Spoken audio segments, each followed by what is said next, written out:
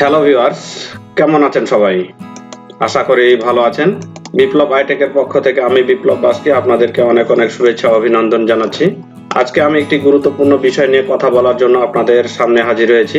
আমরা আজকে যে বিষয়টা নিয়ে কথা বলবো সেটা হচ্ছে যে কিভাবে ইএমআইএস সার্ভারে পিবিএম মেনু ব্যবহার করে বা পিবিএম আইকন ব্যবহার করে শিক্ষা প্রতিষ্ঠানের আইসাস ফর্ম বা আইসাস তথ্যগুলো আমরা সাবমিট করতে পারি সেই বিষয়টাই আজকে কথা বলবো। আমরা দেখেছি গত 16/2/2022 তারিখে একটা চিঠি ইস্যু করা হয়েছে মাধ্যমিক ও উচ্চ শিক্ষা অধিদপ্তর থেকে। সেখানে বলা হয়েছে যে ইনস্টিটিউশনাল সেলফ অ্যাসেসমেন্ট সামারি 2021 এর প্রাতিষ্ঠানিক সমূল্যায়ন তথ্য প্রণয়নের লক্ষ্যে কিছু কার্যক্রম হাতে নেওয়া হয়েছে, সেটা এখানে একটা চিঠি আমরা দেখতে পাচ্ছি। এখানে প্রতিষ্ঠান কর্তৃক আইসাস ফর্ম পিবিএম মডিউলে অনলাইন এন্ট্রি সম্পন্নকরণ উপজেলা পর্যায়ে দাখিলের একটা তারিখ দেওয়া হয়েছে 1/3/2022 থেকে 15/3/2022 তারিখের মধ্যে প্রতিষ্ঠান থেকে আইসাস ফর্মের যাবতীয় তথ্যগুলো এন্ট্রি করে উপজেলা পর্যায়ে দাখিল করার নির্দেশনা দেওয়া হয়েছে। তো কিভাবে আমরা এই আইসাস ফর্মের তথ্য সাবমিট করতে পারবো সেই বিষয়টাই আজকে আমি আপনাদের হাতে কলমে শেখাবো। তাহলে চলুন আর দেরি না করে আমরা সেই ওয়েবসাইটে যাব এবং আজকের যে টিউটোরিয়ালের বিষয় আইসাস ফর্মটা কিভাবে সাবমিট করব সেই বিষয়টা আজকে আমি আপনাদের দেখাবো।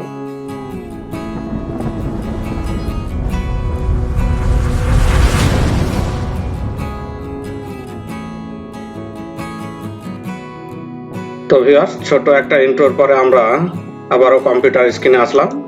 আমাদের আজকের বিষয়টা সাবমিট করার জন্য আমাদেরকে একটা ওয়েব ব্রাউজার ওপেন করতে হবে এবং সেখানে অ্যাড্রেস বারে লিখতে হবে emis.gov.bd দিয়ে এন্টার করলে আমরা সেই ইএমআইএস এর ওয়েবসাইটে প্রবেশ করব। প্রবেশ করার পর এটা হচ্ছে আমাদের ইএমআইএস এর ওয়েবসাইট। এখান থেকে আমাদেরকে লগইন বাটনে একটা ক্লিক করতে হবে। ক্লিক করার পর আমাদের লগইন প্যানেল ওপেন হবে। এখানে আমাদের লগইন আইডি হিসেবে বিদ্যালয়ের ইআইএন নম্বর এবং পাসওয়ার্ড হিসেবে ডিফল্ট পাসওয়ার্ড 123456 এবং যদি পাসওয়ার্ড চেঞ্জ করে থাকেন কোনো প্রতিষ্ঠান প্রধান তাহলে সেই চেঞ্জ করা পাসওয়ার্ড দিয়ে আমরা এখানে সাইন ইনে একটা ক্লিক করব। সাইন ইনে ক্লিক করার পরেই আমরা আইসাসের যে মূল কাজ যেখানে আমরা তথ্য সাবমিট করব সেই জায়গাতে প্রবেশ করব এবং সেখানে আমরা তথ্যগুলো সাবমিট করতে পারবো। তো এটা হচ্ছে আমাদের ইএমআইএস এর যেখানে আমরা আইসাসের তথ্য সাবমিট করব সেই জায়গা। এখানে এইচআরএম, এখানে আইএমএস, এখানে পিবিএম, এখানে ডিসিএম। তো এখানে আমরা আইসাসের তথ্য পূরণ করার জন্য এই পিবিএম অপশনে একটা ক্লিক করব। পিবিএম এ ক্লিক করার পর এখানে দেখছি আমরা পারফরম্যান্স বেসড ম্যানেজমেন্ট মানে পিবিএম। তো এখানে আমরা ডান পাশের যে মেনুগুলো আছে সেখানে আমরা সেখান থেকে আমাদেরকে এই যে ডাটা এন্ট্রি যেখানে আছে সেই ডাটা এন্ট্রিতে একটা ক্লিক করব। ডাটা এন্ট্রিতে ক্লিক করার পরই আমাদের বিগত বছরের যে ডাটাগুলো আমরা সাবমিট করেছি সেই তথ্যগুলো এখানে দেখতে পাবো। তো এখানে ভেরিফাই করা হয়েছে এবং অ্যাপ্রুভ করা হয়েছে সেই বিষয়গুলো আমরা এখান থেকে দেখতে পাচ্ছি। এখন নতুন ভাবে তথ্য পূরণের জন্য বা নতুন 2021 সালের তথ্য পূরণের জন্য আমাদেরকে এই যে সমূল্যায়ন যেখানে দেখতে পাচ্ছি এখন প্লাস আইকন, এই প্লাস আইকনে একটা ক্লিক করলে আমাদের জন্য 2021 সালের নতুন একটা ফর্ম ওপেন হবে। তো এখানে একটা ক্লিক করলাম। ক্লিক করার পরই আমরা দেখতে পাবো এখানে নিজের প্রতিষ্ঠানের তথ্যগুলো এখানে আমাদের শো করবে। তো এই যে ফর্মগুলো আমরা দেখতে পাচ্ছি এখানে আমরা চেক বক্সে ক্লিক করব। চেক বক্সে ক্লিক করে আমরা সেই তথ্যটা সেভ করে নেক্সট পেজে আবার যাব। তো আমরা এখানে দেখতে পাচ্ছি প্রথমে যে প্রত্যেক শিফটে শিক্ষার্থীর সংখ্যা, শিক্ষার্থী প্রতি শ্রেণী কক্ষের ন্যূনতম স্থান। তো নিজ প্রতিষ্ঠানের যতটুকু স্থান আছে আমরা ততটুকু দিব। তো এখানে আমি 1.11 বর্গমিটার দিলাম। 2 নম্বরে আমরা দেখতে পাচ্ছি 1.2 প্রত্যেক শ্রেণীতে সেকশন প্রতি গড় শিক্ষার্থীর সংখ্যা। এখানে আমরা দিব নিজ নিজ প্রতিষ্ঠানে মোট শিক্ষার্থীর সংখ্যাকে আমরা 5 ক্লাস দিয়ে ভাগ করলে আমরা গড় শিক্ষার্থীর সংখ্যা পাবো। তো সেই শিক্ষার্থীর সংখ্যা আমরা এখানে চেক বক্সে একটা ক্লিক করব। শিক্ষার্থীদের পান ও ব্যবহার উপযোগী পর্যাপ্ত নিরাপদ পানীয় জলের ব্যবস্থা আছে। তারপরে 1.4 এ আমরা দেখতে পাচ্ছি শিক্ষার্থীদের ব্যবহার উপযোগী আসবাবপত্র, অর্থাৎ শ্রেণীকক্ষে আমরা আমাদের শিক্ষার্থীগুলো যে আসবাবপত্র ব্যবহার করে সেই আসবাবপত্র কি পর্যাপ্ত আছে, নিজ নিজ প্রতিষ্ঠানের যেরকম আছে আমরা সেই পর্যাপ্ত থাকলে অবশ্যই সেটা আমরা তার চেক বক্সে একটা ক্লিক করব। প্রতিষ্ঠানের লাইব্রেরি সুবিধা, যদি লাইব্রেরি থাকে তাহলে অবশ্যই আমরা লাইব্রেরির যে তথ্যগুলো আছে, লাইব্রেরিয়ান দায়িত্বপ্রাপ্ত শিক্ষক দ্বারা পরিচালিত পর্যাপ্ত সংখ্যক বই সহ যদি আমাদের যেটা প্রয়োজন সেই তথ্যটির আমরা চেক বক্সে একটা ক্লিক করব এবং সেটা সেভ করব। নেক্সট অপশন যে দেখতে পাচ্ছি আমরা ডান পাশে, এই নেক্সট অপশনে একটা ক্লিক করব। নেক্সট অপশনে ক্লিক করলে আমরা নেক্সট পেজের যে তথ্যগুলো আছে সেই তথ্যগুলো আমরা এখানে দেখতে পাবো। তো এখানে দেখা যাচ্ছে যে শিক্ষা প্রতিষ্ঠানের উন্নয়নের লক্ষ্যে প্রতিষ্ঠান প্রধান কর্তৃক কৌশলগত পঞ্চবার্ষিক পরিকল্পনা বা বার্ষিক কর্ম পরিকল্পনা প্রণয়ন। যদি প্রতিষ্ঠান প্রধান সেই লক্ষ্য অর্জনের জন্য কোনো পরিকল্পনা গ্রহণ করে থাকেন তাহলে তার এই যে সাব ইন্ডিকেটর আছে এই ইন্ডিকেটরগুলো পড়ে বুঝে যেটা নিজ প্রতিষ্ঠানের জন্য প্রয়োজন সেই ঘরে আমরা একটা চেক করব। 2.2 আছে শিক্ষণ শেখানো বিষয়ে প্রত্যেক শিক্ষকের সাথে প্রতিষ্ঠান প্রধানের নিয়মিত যোগাযোগ। প্রত্যেক প্রতিষ্ঠান তার প্রতিষ্ঠানের পরিচালনার জন্য সকল শিক্ষকের সাথে নিয়মিত যোগাযোগ করে থাকেন। তো নিজ প্রতিষ্ঠানের কেমন অবস্থা সেটা আমরা এখানে চিহ্নিত করে সেই চেক বক্সে একটা ক্লিক করব। 2.3 এ দেওয়া আছে প্রতিষ্ঠান প্রধান কর্তৃক পূর্ণ স্টাফ সভার আয়োজন। তো পূর্ণ স্টাফ সভা যদি প্রতিষ্ঠান প্রধান করে থাকেন বা না করে থাকেন তাহলে সেই বিষয়গুলো আমরা এখানে চিহ্নিত করে এবং তার চেক বক্সে একটা ক্লিক করব। তারপরে আবার আমরা পরের ইন্ডিকেটরে আবার যাব। এখানে 2.4 প্রতিষ্ঠান প্রধান কর্তৃক বিষয়ভিত্তিক শিক্ষক সভার আয়োজন। যদি বিষয়ভিত্তিক শিক্ষক সভার আয়োজন করা হয় তাহলে তার তথ্য আমরা আমাদের এই আইসাস জরিপ ফর্মে সাবমিট করব। বা 2টি বা 3টি বা কয়টি সভা হয়েছে এ পর্যন্ত বিষয়ভিত্তিক শিক্ষক সভা সেই তথ্যগুলো আমরা এখানে সাবমিট করে দিব। 2.12 দেওয়া আছে প্রতিষ্ঠান প্রধান কর্তৃক প্রত্যেক শিক্ষকের সাপ্তাহিক পাঠদানের সময় নিশ্চিতকরণ। অর্থাৎ সাপ্তাহিক পাঠদানের সময় কতটা হতে পারে, অর্থাৎ একটা শিক্ষকের ক্লাস কয়টা থাকতে পারে সপ্তাহে তার তথ্য আমরা এখানে দিব। তো নিজ নিজ প্রতিষ্ঠানের শিক্ষক কয়টা আছে এবং তারা কয়টা ক্লাস নিয়ে থাকে রুটিন অনুযায়ী তার তথ্য এখানে আমরা চেক বক্সে ক্লিক করব এবং আবারও সেই নেক্সট অপশনে একটা ক্লিক করব। নেক্সট অপশনে ক্লিক করলে আবার আমাদের যে অপশনটি এখানে চালু হবে ব্যবস্থাপনা কমিটি গভর্নিং বডি একাডেমিক কাউন্সিলের কার্যকারিতা। অর্থাৎ একাডেমিক কাউন্সিল বা গভর্নিং বডির তথ্যগুলো আমাদেরকে এখানে সাবমিট করতে হবে। তো 3.1 দেওয়া আছে প্রতিষ্ঠানের বার্ষিক উন্নয়ন কর্ম পরিকল্পনা প্রণয়ন ও বাস্তবায়নে ব্যবস্থা কমিটি গভর্নিং বডি একাডেমিক কাউন্সিলের সম্পৃক্ততা। যদি প্রতিষ্ঠানের উন্নয়ন কর্মকাণ্ডে একাডেমিক কাউন্সিল বা গভর্নিং বডি বিভিন্ন ধরনের প্রোগ্রাম বা সভা করে থাকেন তাহলে সেই তথ্যগুলো আমাদেরকে এখানে সাবমিট করে দিতে হবে। তো নিজ নিজ প্রতিষ্ঠানের যে রকম অবস্থা সেই তথ্যটা এখানে সাবমিট করে আমরা চেক বক্সে ক্লিক করব।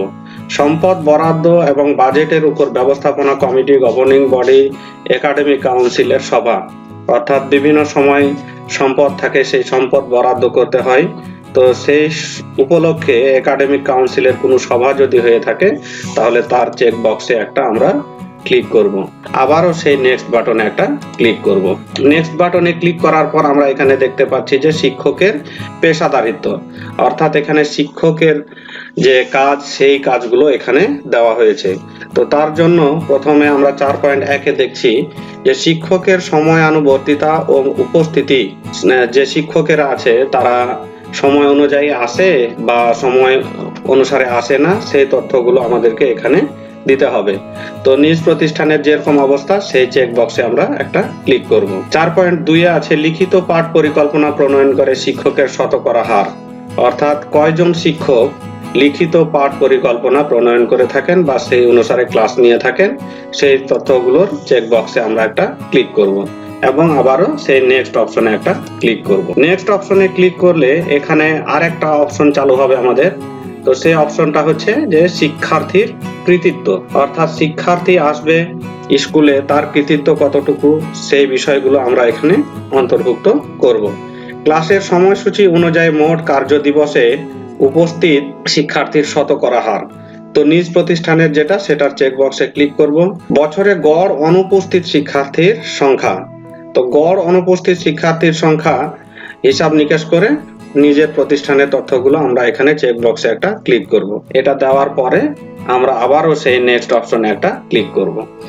নেক্সট অপশনে ক্লিক করার পর এখানে আমরা যে বিষয়টা আসছে যে সহ শিক্ষাক্রমিক কার্যক্রম, অর্থাৎ বিদ্যালয়ের বিভিন্ন সময়ে বিভিন্ন ধরনের সহ শিক্ষাক্রমিক কার্যক্রম পরিচালনা হয়ে থাকে, বিশেষ করে খেলাধুলা, বিতর্ক। তো সেই ধরনের কার্যক্রমের তথ্যগুলো আমাদেরকে এখানে সাবমিট করতে হবে। তো প্রথমে আমরা দেখতে পাচ্ছি যে সহ শিক্ষাক্রমিক কার্যক্রম বাস্তবায়নের কর্ম পরিকল্পনা প্রণয়ন। তো সহ শিক্ষাক্রমিক কার্যক্রম পরিচালনার জন্য কি কোনো পরিকল্পনা প্রণয়ন করা হয়? তো সেই তথ্যগুলো এখানে ইন্ডিকেটরগুলো পড়ে আমরা চেক বক্সে একটা ক্লিক করব। সহ শিক্ষাক্রমিক কার্যক্রম বাস্তবায়ন, তো সেই যে পরিকল্পনা গ্রহণ করা হয় সেই পরিকল্পনাকে বাস্তবায়িত হয়। তো এখানে যে সাব ইন্ডিকেটরগুলো আছে সেটা পড়ে বুঝে আমরা অবশ্যই নিজের প্রতিষ্ঠানের একটা সঠিক তথ্য আমরা এখানে দিব। সহ শিক্ষাক্রমিক কার্যক্রমে অংশগ্রহণকারী শিক্ষার্থীর হার, অর্থাৎ কত % শিক্ষার্থী সহ শিক্ষাক্রমিক কার্যক্রমে অংশগ্রহণ করে থাকে তার তথ্য আমরা এখানে একটা দিব। তো সেটা চেক করার পর আমরা নেক্সট অপশনে আবারও ক্লিক করব। নেক্সট অপশনে ক্লিক করার পর এখানে আরেকটা অপশন চালু হয়েছে যে শিক্ষক ও সমাজ বা অভিভাবক সম্পর্ক। শিক্ষক ও সমাজের মানুষের সাথে কি ধরনের সম্পর্ক আছে তার তথ্য আমরা এখানে সাবমিট করে দিব। তো আমরা প্রথমে দেখছি যে প্রতিষ্ঠান ও অভিভাবকের মধ্যে যোগাযোগ। তো নিজ প্রতিষ্ঠান প্রধান বা প্রতিষ্ঠানের অন্যান্য শিক্ষকগুলো অভিভাবকদের সাথে কিভাবে যোগাযোগ করেন, তাদের সভা হয় বা হয় না, সেই তথ্যগুলো আমরা এখানে দিয়ে চেক করে দিব। তো আমরা এখানে দেখতে পাচ্ছি যে আমাদের যে ইন্ডিকেটরগুলো আছে সেই ইন্ডিকেটরের সমস্ত তথ্যের চেক বক্সে ক্লিক করেছি। এখন আমাদেরকে আমাদের ডান পাশের যে সাবমিট টু উপজেলা যে লেখাটা আছে এই সাবমিট টু উপজেলাতে একটা ক্লিক করতে হবে। তো এই সাবমিট টু উপজেলাতে ক্লিক করলেই আমাদের যে পূরণকৃত তথ্যগুলো সেটা উপজেলায় সাবমিট হবে এবং উপজেলাতে আবার সেই তথ্যগুলো চেক করে আমাদের জেলা শিক্ষা অফিসে প্রেরণ করবে। তো এখানে সাবমিট করার জন্য সাবমিট টু উপজেলাতে একটা ক্লিক করব। তো এখানে একটা নোটিফিকেশন আসছে অনুমোদন সম্পর্কিত, are you sure you want to confirm, if yes then you can not update and edit this form and the status will be changed to confirm। অর্থাৎ এখানে বলা হচ্ছে যে আমরা কি তথ্য সাবমিট করার জন্য প্রস্তুত। এখন যদি আমরা সাবমিট করে দিই তাহলে পরে আর সেটা আপডেট করা যাবে না। তাহলে আমরা যে তথ্যগুলো সাবমিট করলাম সেটা আর এডিট করব না, তার জন্য আমরা হ্যাঁ বাটনে একটা ক্লিক করব। হ্যাঁ বাটনে ক্লিক করার পরে একটা নোটিফিকেশন আসলো যে সেভ অ্যান্ড কনফার্ম সাকসেস, অর্থাৎ আমাদের যে তথ্যগুলো আমরা পূরণ করেছি সেই তথ্যগুলো উপজেলাতে সাবমিট হয়েছে। তো ভিউয়ার্স এখানে আমরা দেখতে পাচ্ছি যে জমা দেওয়া হয়েছে, এখানে ভেরিফাইড দেখাচ্ছে না এবং অ্যাপ্রুভও দেখাচ্ছে না। এখানে উপজেলা থেকে সেটা চেক করার পর এখানে ভেরিফাইড থাকবে এবং জেলা থেকে সেভ করার পর বা ফরওয়ার্ড করার পর সেটা এখানে অ্যাপ্রুভ দেখাবে।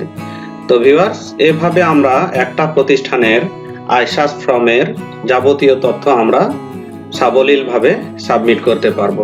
তো ভিউয়ার্স ভিডিওটা যদি আপনার ভালো লাগে অবশ্যই লাইক করবেন এবং কোনো প্রশ্ন থাকলে আমাকে কমেন্টে জানাবেন, আমি সেই প্রশ্নগুলোর উত্তর দেওয়ার চেষ্টা করব। সর্বোপরি আমার চ্যানেলটা যদি আপনার ভালো লাগে অবশ্যই চ্যানেলটাকে সাবস্ক্রাইব করবেন এবং পাশে থাকা বেল আইকনে একটা ক্লিক করবেন যেন নতুন ভিডিও আপলোড করার পরেই তার নোটিফিকেশন আপনার কাছে পৌঁছে যায়।